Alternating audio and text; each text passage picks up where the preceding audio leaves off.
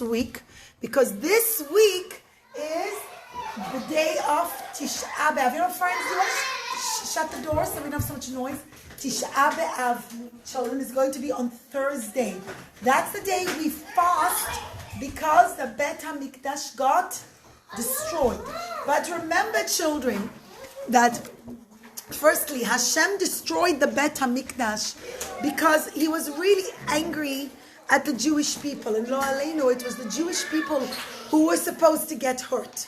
But instead of taking away the Jewish people, Hashem said, I am going to take away my anger on sticks and stones on the Bet HaMikdash. Secondly, children, when you want to, let's say you have an old broken house and you want to build a big, new, gorgeous house.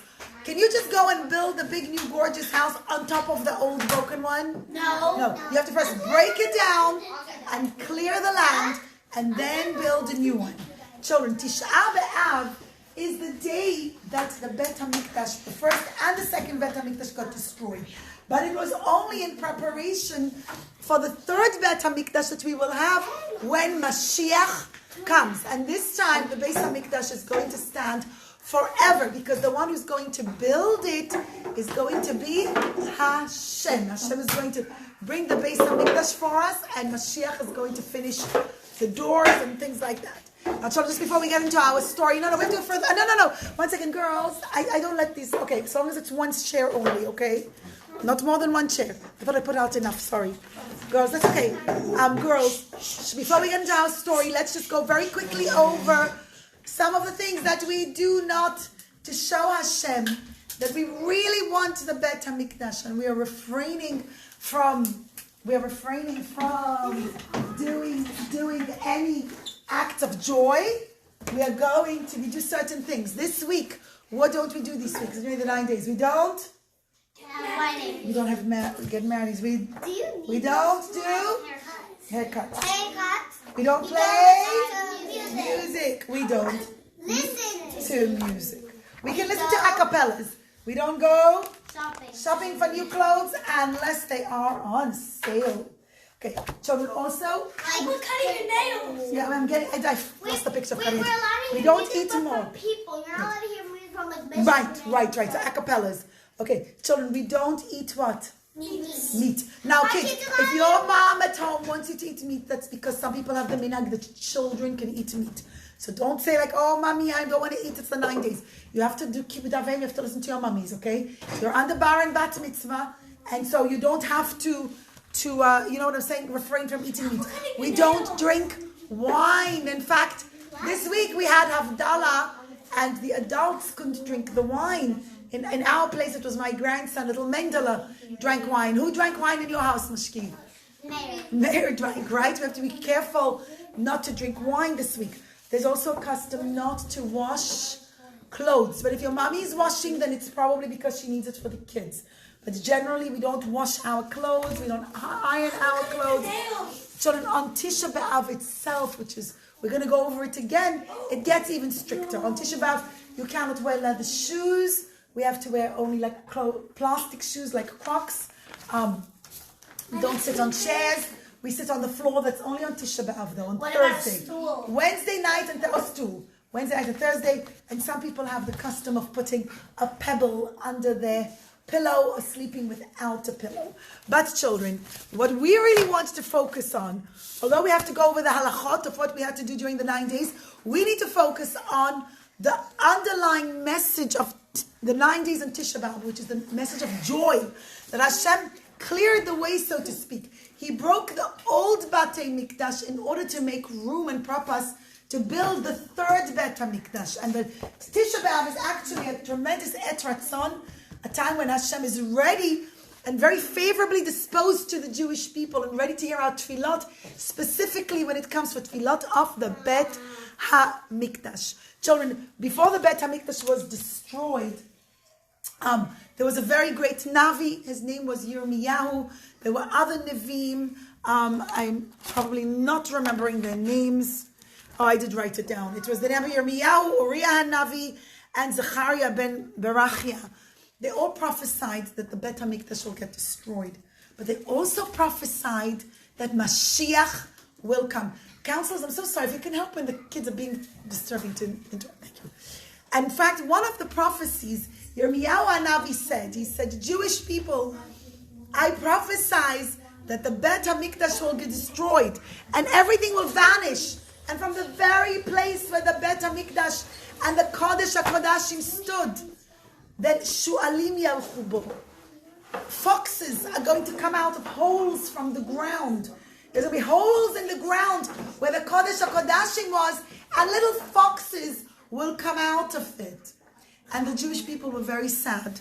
And the truth to tell was that the Bet HaMikdash did get destroyed. And I want to get to that story soon, but I want to jump ahead just a little bit to what happens after. Okay, you know what? We want to jump ahead.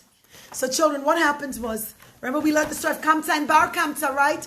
A lot of fighting among the Jewish people. We learned the story of the Biryonim, how there was a lot of disagreement among the Jewish people.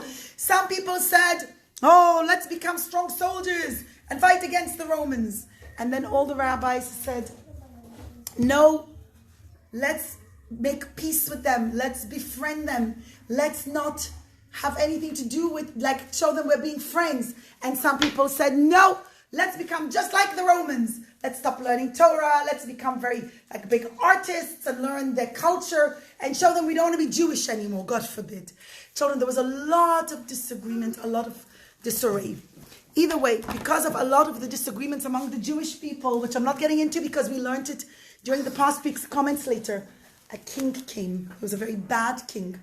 And his name was Titus. Titus comes from Rome. And you remember I taught us how? He surrounded Israel, Jerusalem for many, many months. Actually, it was for a few years. We went over the year. On the 17th of Tammuz, he broke the wall to enter Jerusalem. And for those 3 weeks, which are the 3 weeks in the 9 days we're standing through now, the last of the 3 weeks of the 9 days, at the end of the 9 days, on Tisha B'Av, he burns the Bet HaMikdash. But when he comes, children, he finally arrives in the Bet HaMikdash. And he looks at the Bet HaMikdash. He goes, whoa, this was worth coming all the way from Rome to. I can't believe it. Look how tall it is.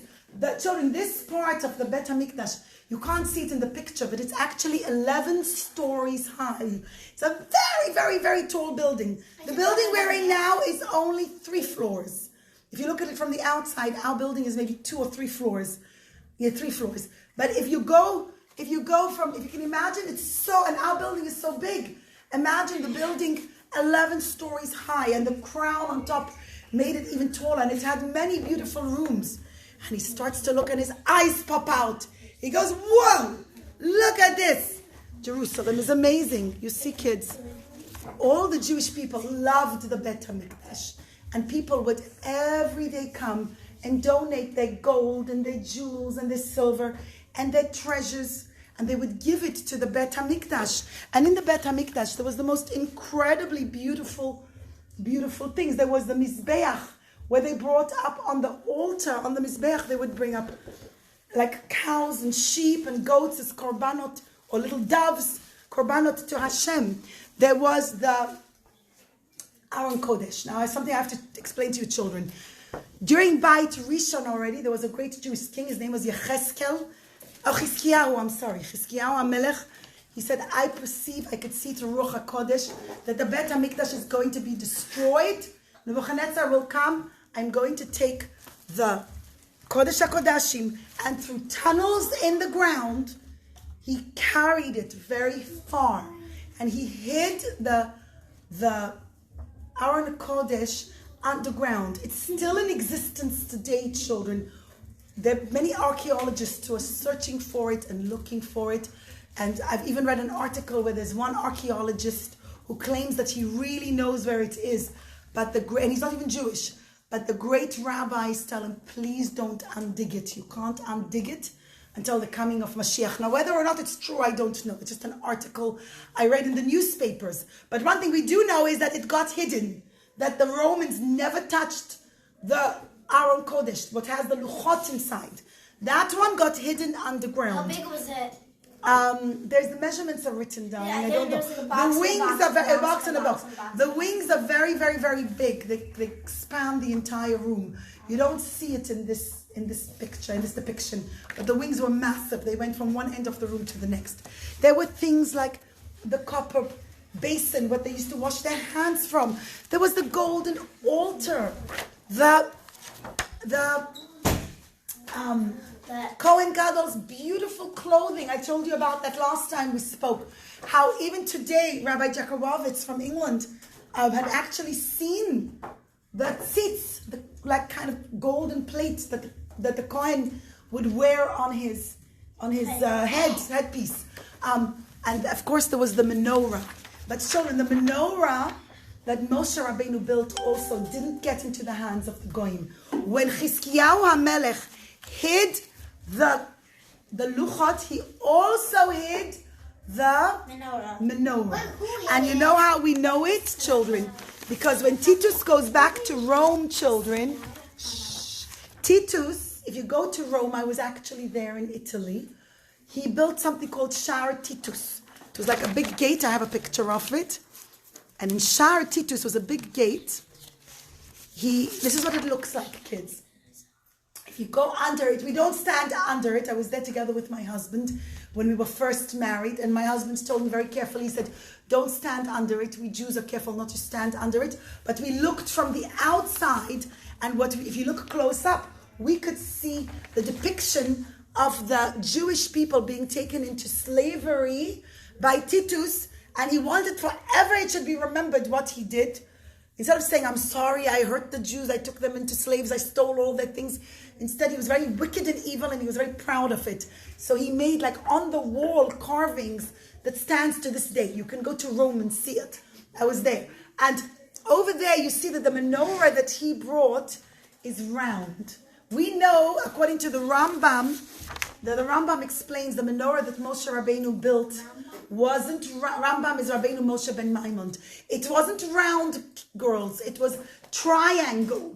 But that one, Chizkiyahu HaMelech hid. It was too holy. And he, just like the Aron Kodesh, he never wanted it to fall into the hands of Goyim. This too got hidden, girls. And so the menorah that Titus takes to Rome is round. And according to some opinions, it wasn't even the menorah that they lit. Remember that back in the day, girls, they didn't have light bulbs like we have. If you wanted to light up the room, you had to put lanterns. And so the Bet Hamikdash had tons and tons and tons of menorahs. Not just the one big one. It had a lot of small ones all over the place. So what we're seeing here is the small one. But Titus arrives in the Bet Hamikdash. And he says, ha! I've come with all my strong soldiers. Look at me. I can win over the Jewish people and win over all their things and steal everything from the Bet HaMikdash. And he plunders and he steals and he runs a rampage around the Bet HaMikdash. And he comes with crates and boxes and he has donkeys and animals schlepping and carrying, Estienaf, darling, and animals that needed to help him carry all the stuff. And then he comes into the Kodesh HaKodashim, children. And in the Kodesh HaKodashim, just like in our shuls today, you have like a parochet, right? You have like a curtain. It's like a curtain. So entering the Kodesh HaKodashim, there was like a parochet. It actually had pictures of lions on it. I'm not very good at drawing a lion. It had a picture of 2 lions. Okay, I'll draw 1 lion. Sorry. Not very good at it. Okay, I'll put 2 lions. Sorry. Something like that. They were facing each other. That's why if you look in shuls, even today, you'll see sometimes on the parochet lions, because lions represent kingship. It's malchut. And we're told by Chazon, Cheskel, and Yeshayahu, who say that they could see Hashem's heavenly throne. They saw an image of a lion on it. So going into the Kodesh HaKodashim was a parochet with beautiful, beautiful gems and gold strings and everything. And wicked, evil Titus, children. He says, ha! I'm going to have fun with this. I'm going to shred it to pieces. And girls, what he does is, I can't find my sword. Okay, just use a stick. I had a sword. I don't know what happened to it. He takes his sword, children, 1 second, darling, and he digs it. He rips a hole through the parochet, through this curtain that was like a doorway to enter into the Kodesh HaKodashim. And as he does that, a miracle happens, children. The parochet literally begins to bleed. And blood gushes out of material. And he says, "Whoa! Look at me. I'm so powerful. I'm so strong. I won over the God of the Jewish people." Now, evil, wicked Titus thought when he saw the blood dripping from the parochet, he thought it meant, God forbid, God forbid, God forbid, that he conquered over Hashem. God forbid, no one can ever conquer Hashem, children. Hashem, don't you say that word. Don't say Hashem with that sentence. No, God forbid. He thought, Hashem, children, is infinite. Hashem is without end. Hashem is the infinite creator. And we can't even understand Hashem. His greatness is so without end, we can't even begin to understand it. And he's the strongest and the most powerful, and nobody ever will be able to conquer God. God forbid. But when the parochet bled, children, it was Hashem, so to speak, showing his pain, that he's hurting, that the Bet Hamikdash is getting destroyed. Because after he plundered and he took everything, Titus made a fire, and he burns the entire Bet Hamikdash. But the ruins are still under the ground behind the Kotel. But children, it was Hashem showing his deep pain that the Jewish people are going into Galut. It was almost like Hashem crying.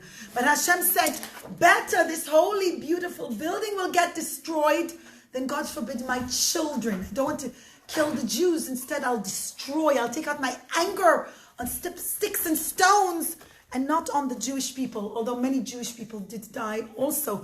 But Baruch Hashem, today, almost 2,000 years later, we are alive and strong and learning Torah and spreading this message of Hashem. Girls, the story is long, so I have to take comments. It's a question on the story, Esti, darling. Is it a question on the story? Yes. Quick, go on, darling, sorry. I thought Hashem made the Bet Hamikdash destroyed, not Titus. Hashem allowed Titus to come to destroy the Bet HaMikdash. You're right. It was like Hashem destroying the Bet HaMikdash because he, so to speak, gave permission. Anything that happens in this world is with permission from Hashem. Everything that happens is because ultimately Hashem has allowed it to happen. So the fact that Titus came and he destroys the Bet HaMikdash, it's like Hashem making it happen, that Hashem allowed it to happen. Girls, though, it's a long story. I got to go through it. 2 more questions and that's it. Yes, Rivka. Go on, Rivka. Yes, darling.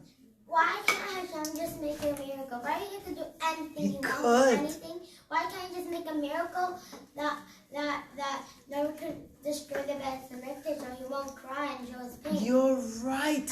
Hashem wanted. And God forbid that the people won't die. You're right. But there's a few reasons, darling. One, Hashem wanted the Jewish people to do tshuva, to feel sorry for what they did. Hashem also wanted to scatter the Jewish people among all the nations of the world. So, darling, so we could live among all the nations and teach them about God and teach them about Hashem. Even today, Baruch Hashem, we live in America, children. If you take our dollar bill, who knows what's written on our dollar bill? What's written on it? In God we trust. Good. In God we trust. That we, the people who live in America, trust and believe in Hashem. And children, that all started with Avraham Avinu, the first Jew who taught the world that there's only one Hashem.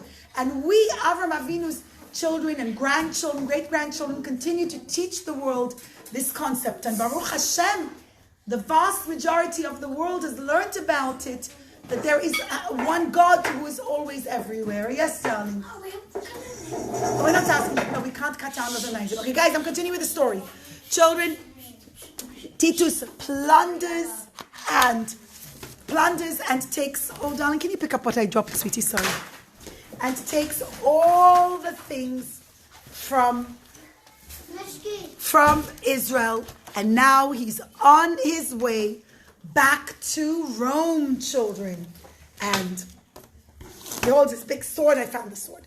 The big sword in his hand. And he leaves.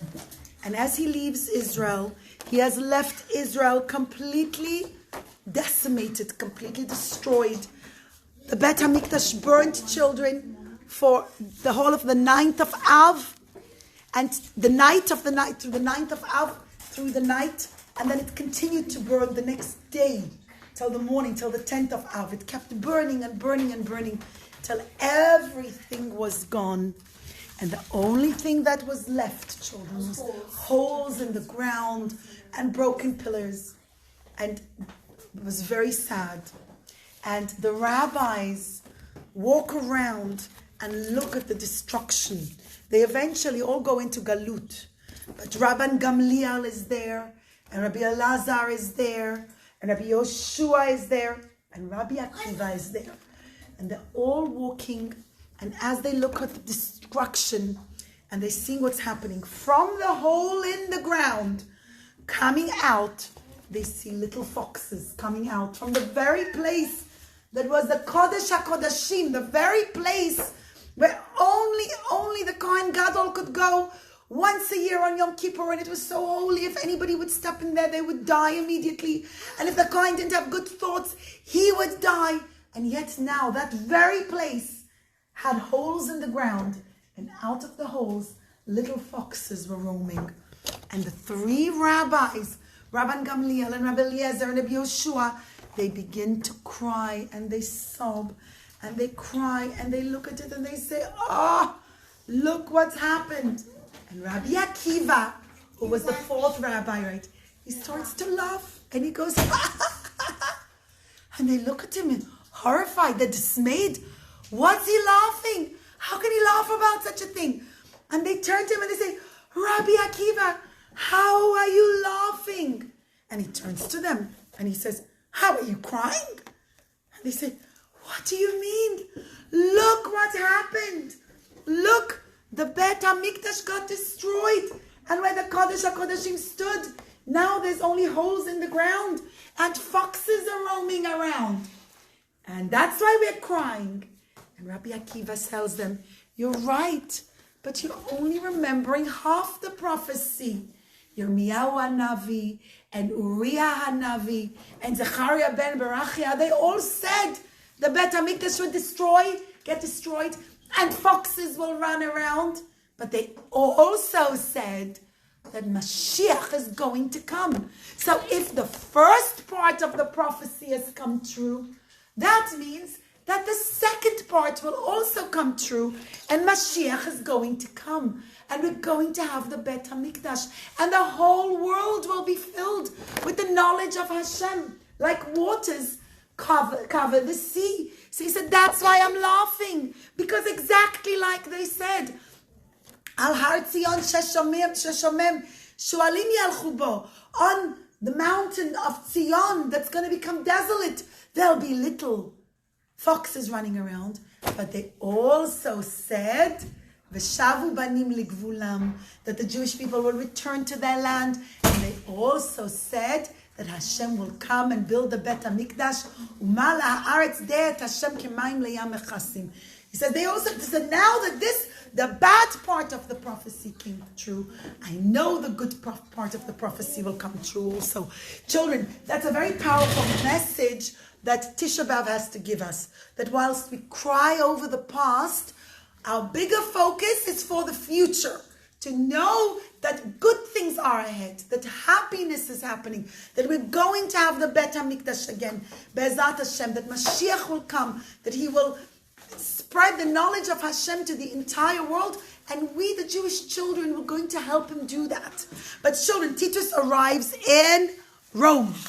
And, no, I forgot a very important part, he hasn't arrived yet. He's on the ship. He's on the ship on his way to Rome. Sorry, so many parts of the story, and I've got so many pictures here on the ground. And he's traveling to Rome, children. And he's on his sea. Where's my ship? Sorry, never mind. Maybe. All right, thank you, darling. Okay, he's at sea, children. And all of a sudden, at sea, a terrible thunderstorm breaks out.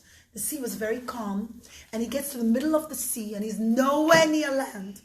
And a thunderstorm breaks out, and it's terrible thunder and lightning, and the heavens turn completely dark, and the lightning looks like it's hitting the ship itself, because the ship was the highest thing on ground, and it's pelting and raining, and all the sailors, they try their best, and they pull at the oars of the ship, and they're pulling the sails, and they all scream and they all cry, oh, we're going to die, this ship is going to sink, oh, and they say, everybody help, we're not going to make it, this ship is going to sink. And the truth is, children, Hashem was very, very, very angry with Titus for destroying the Bet Hamikdash, for hurt the Jewish people. And Titus, children, in the middle of the storm, because he's now on his ship traveling back to Rome with all the things he stole from the Bet Hamikdash. Now he's on the ship and he climbs up to the railings of the ship. In a minute, darling, let me finish this part of the story, Esther, okay? I will take your question. And he's very arrogant and very, very chutzpahdik. He's very disrespectful. And he gets up and he says, God of the Jewish people, ha! You're trying to destroy me by water. You're trying to destroy me here in the sea when we were on land and I pierced the parochet in the Kodesh HaKodashim. Ha! You had no power over me. Your power is only in the sea. Look, when you wanted to destroy the whole world during Noach's days, remember the story of Noach and the Teva, right? Yeah. You told him to gather all the animals and put it into the ark, into the Teva, and then you brought a thunderous storm. You flooded the entire world. And in the great deluge, with the great flood, you flooded the world and you killed everybody with water. And then, when you were angry at Pharaoh, the Egyptian king. Where's my Paro? Hold on. They call him Pharaoh. Pharaoh is in English, darling. But Paro is in Hebrew. When he was so angry with Paro, I don't know where my Paro went. Some of the kids got to my puppets and made a bit of a mess. Okay, never mind. He says, you were so angry with Paro. And you decided you want to destroy him. You waited. Well, you did the 10 plagues, but that didn't destroy him. You waited till he came to the shores of the Sea of Reeds, to the Yam Suf, right?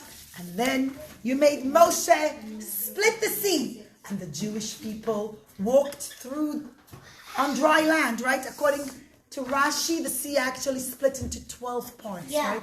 But the Jews, one for each Shevet, right? Because of the 12 Shvatim, the Jewish people are 12 tribes. So they went across in 12 tribes. But he said, you waited till the Egyptians were in the middle, where the water was 2 walls on either side, or 12 walls, whatever the case was. And then you crashed the sea down on them. And you drowned them all with water. And in a very, very disrespectful manner, children, in a very obnoxious way, Titus says, God, your power is only in water. You couldn't conquer me on dry land when I was in the Bet Hamikdash. So you waited for me to come to the middle of the sea and decided to destroy me here in the middle of the sea. And Hashem says, you evil, wicked man, Titus, that's what you think? I will stop the sea, the raging sea right away. And right away, children, the sun came up as if nothing happened. And the sun shone brightly and the sea became calm.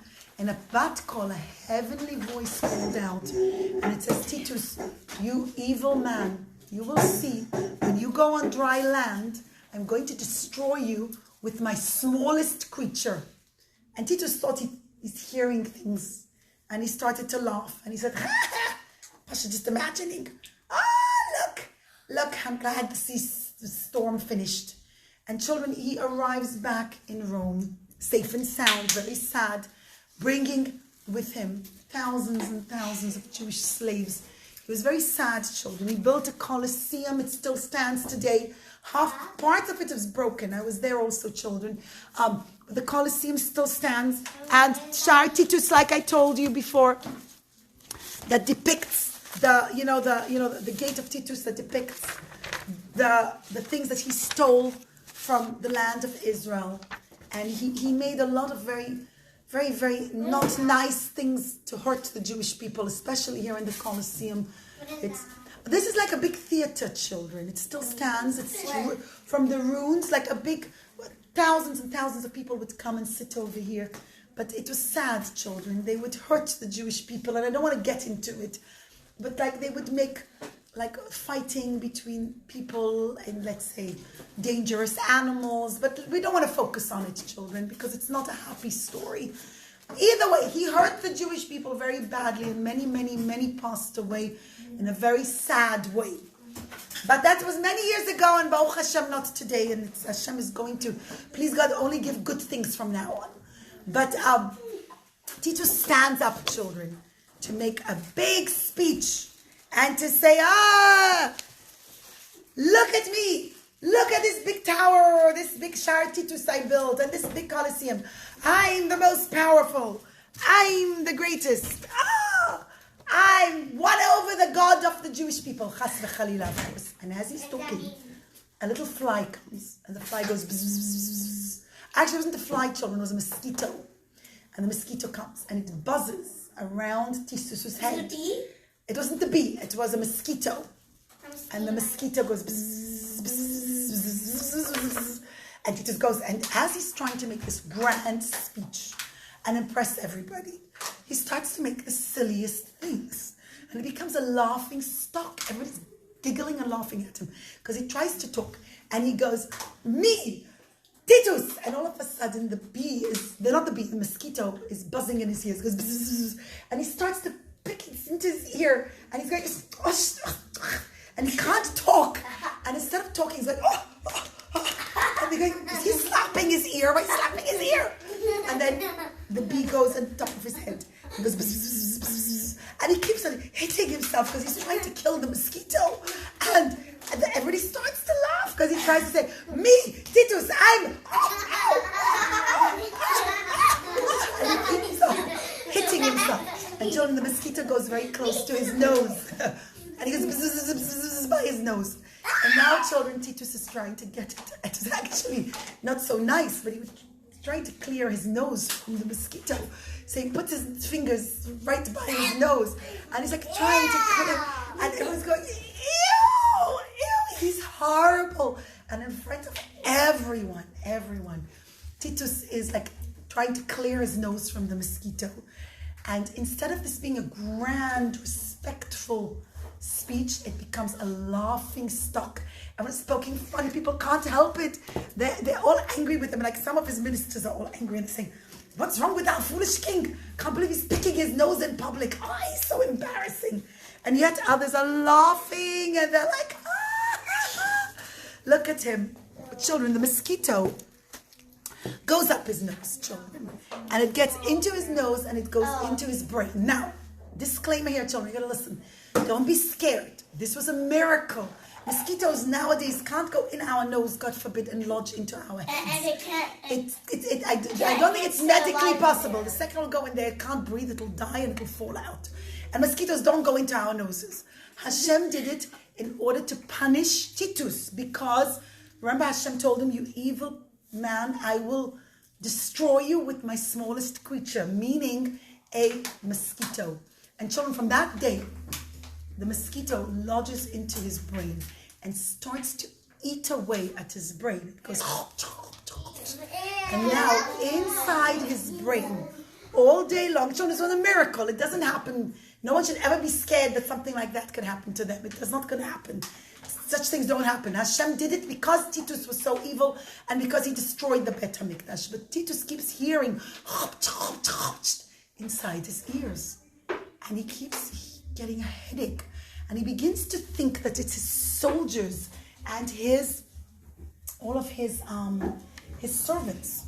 And so anybody comes near him, he starts screaming at them, stop it! Stop making that noise! What noise, sir? Stop chopching in my ear. Yes, sir. No, I'm not chopching. Yes, you are. And children, from then on, he started to become crazy. He couldn't get rid of the headache. Anytime somebody would come and bring him like a plate of food or bring him what he'd need, they'd say, here, Your Majesty, I made you a lovely plate of pasta. I brought you pasta. So I like pasta.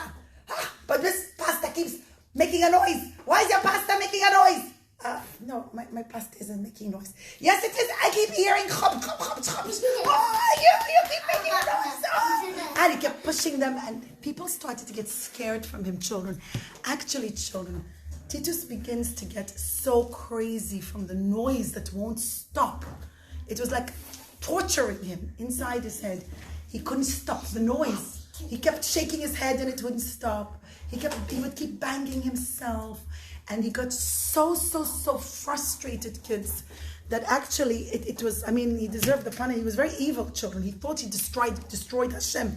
God forbid. Nobody can ever destroy Hashem. And Hashem showed him that with the smallest creature on earth, Hashem can destroy him.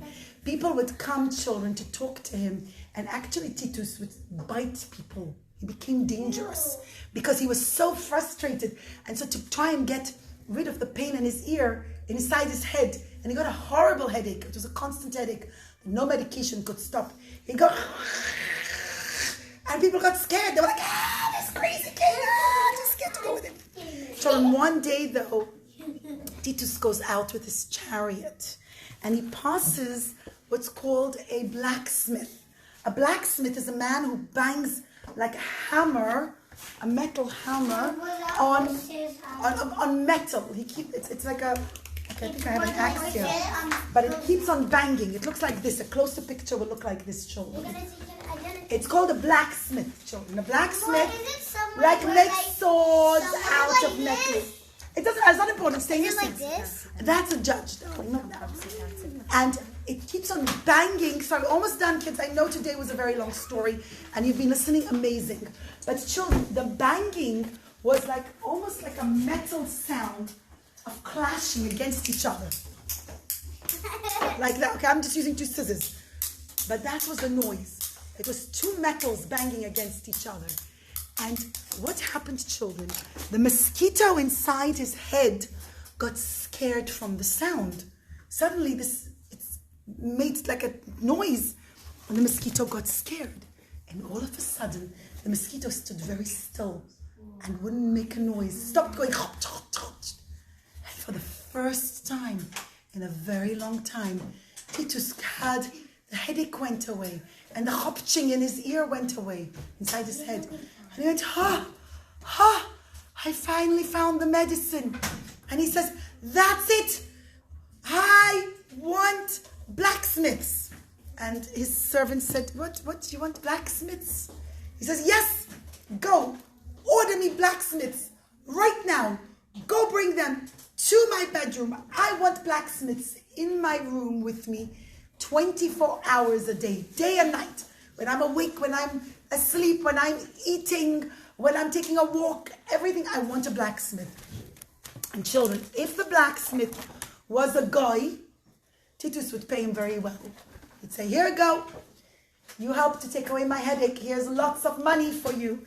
And he'd take out lovely gold coins, and he would pay him very well. He would pay him very well. But if the blacksmith children was a Jew, and there were Jewish blacksmiths back then, Titus would say, it's payment enough for you that you see my suffering. What's happening now, I know it's because you're Hashem. The God of the Jewish people is doing this to me. So I'm not giving you any money. My suffering is payment enough for you. I'm not giving you a penny. And so he was very evil. He was very wicked. He would make the poor Jewish blacksmith stand the whole day and bang on the metal and make the metal sound and bang away so that the mosquito in his head would stop getting scared. Almost done. I'm almost finished the story.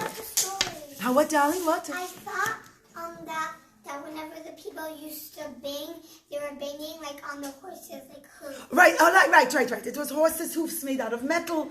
It's called a blacksmith. Sometimes they were making swords. Sometimes they were making pots. Anything made out of metal. But yes, like iron. Is it like this? Children, Titus for 7 years suffered. After 2 weeks, the mosquito wasn't scared of the noise anymore. So it only lasted for 2-3 weeks. And then the mosquito got used to the banging. And he's like, oh, this isn't harming me. And the mosquito went back to its chop, chop, chop, chop, chop, chop, and went back to the headache. Children, he was very evil. And that was Hashem showing him. Children, Titus eventually dies. 7 years he suffers with this headache and going stark, being lunatic. He became completely crazy by the end of his life from this mosquito in his head. After 7 years, children, how old was he when he died? I actually don't know, darling. I don't know, sweetheart. But children, at the end of his life, when he dies, the doctors were like, we want to open his head and see what was making this so noise. And so they didn't know what it was. And they opened his head, children. They took an operation because he wasn't alive anymore. And they check inside, children, and they find a mosquito the size of a gnat. Yes, like a small bird. And they said that even it was miraculous. It had like fangs made out of metal fangs. And its feet were like hard metal that had literally like dug into his brain. And there was no brain left because the mosquito ate it up. Either way, Hashem prolonged his suffering. And even the peoples around Titus understood, and they said, we understand that what happened was miraculous. This isn't normal. Mosquitoes don't go and lodge themselves into people's heads. They certainly don't get metal fangs and stuff like that. And they said this is all because he started up on the Jewish people and on the Hashem of the Jewish people. And children, the story, whilst it's a sad story because the Jewish people did lose the Bet Hamikdash, again, the underlying message of the story is that Hashem is going to bring us the third Bet Hamikdash with the coming of Mashiach Tzidkenu. Yes, Eliana. Yes, didn't Hashem give him permission to destroy it? So I'll explain to you, darling. Hashem gave permission for the Bet Hamikdash to get destroyed. Titus chose to be the one to do it. That means that it could have gotten destroyed through thunder and lightning. It could have gotten destroyed by a bushfire. Titus chose to be the evil one to come and make it happen. Or it could have been another evil king. Because Titus chose to be the one to do this, and because he was full of hatred for the Jewish people and for Hashem, he deserved punishment. Yes, if the Bet HaMikdash was supposed to get destroyed, it could have gotten destroyed through an earthquake, you understand? But instead, Titus chose to be the messenger to make it happen, and therefore, because he chose that, he ends up getting punished. Yes, darling, yes? Did the fly die? That's very interesting. I don't know. When they opened his brain, was the fly alive or dead? I don't know. For those 7 years, it was alive. So maybe it was, I don't know. I think it was dead from eating a lot. Maybe. Esti, before you had a question and I didn't take your question. Do you remember your question? Sure, Esti Maccabi. Oh, same as Eliana had. That's a very good question, darling. That's a fantastic question. Why did he get punished if Hashem allowed it to happen? But it wasn't, again, he chose to be the one to make it happen. Yes, Hadassah? I heard a story that whenever the king was eating, he stopped eating and he went off of his chair and he started to bark like a fox. Oh, darling, you're confusing him with Rabbi. That's so interesting, my darling. You're confusing him with the king who destroyed the first Bet HaMikdash. His name is Nebuchadnezzar. And yes, Nebuchadnezzar, at the end of his life, he thinks he's a fox. And he, in fact, stops eating regular food and he starts to walk around on all four. And he goes and he decides he wants to live outside. Very sad. He didn't even have proper clothes on or anything. In the wind and in the cold. And he ate grass. What did you hear, darling? I heard that his son undug him once he passed away to make sure that he was actually dead because he was really scared. Wow, really? I didn't know that. That I didn't know. But Nebuchadnezzar, yes, darling. Nebuchadnezzar, at the end of his life, also becomes demented. He becomes, lo aleinu, completely unwell in his head and he thinks that he of himself as a fox. He begins to behave like a fox. But either way, should only be joyful occasions for everyone. Girls, you listen so nicely. I think Mara Natalie is ready for creative music.